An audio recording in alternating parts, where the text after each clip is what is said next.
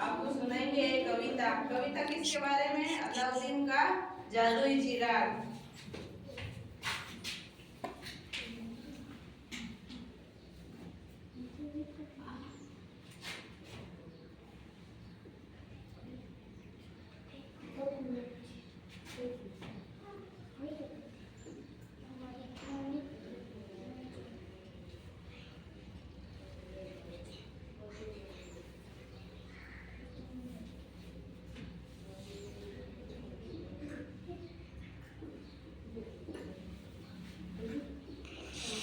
कहानी किसके बारे में? अलाउद्दीन का जादुई चिराग।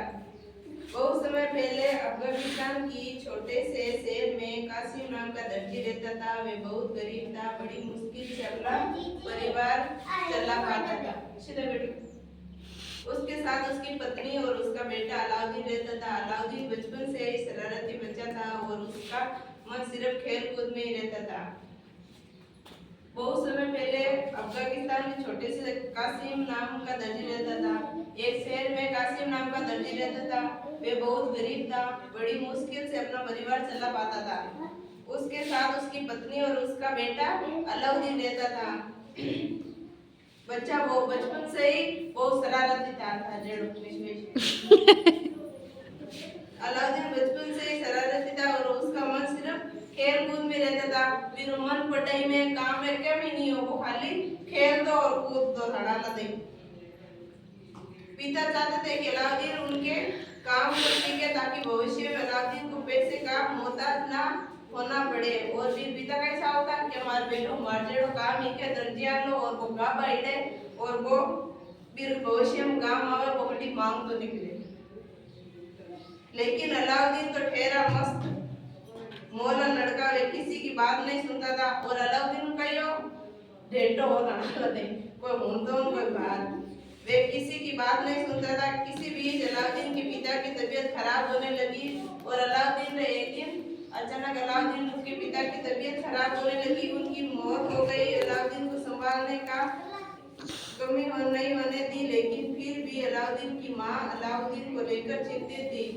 जब अलाउद्दीन के पिता की मौत हो गई तो उसकी माँ अलाउद्दीन को लेकर बहुत चिंतित थी, क्योंकि अलाउद्दीन कोई काम भी नहीं करता था, वे हमेशा आवाज़ करता था। एक दिन अलाउद्दीन घर के बाद गलियों में घूम रहा था, तभी एक अजनबी उसके पास आया। वह अजनबी एक जादूगर था। सीधे बैठो पहले तो। अजनबी अलाउद्दीन के पास गया और जाकर बोला, क्या तुम मुस्तफा दर्जी के बेटे हो? अलाउद्दीन बोला, हाँ, लेकिन मेरे पिता तो बहुत पहले मर चुके हैं।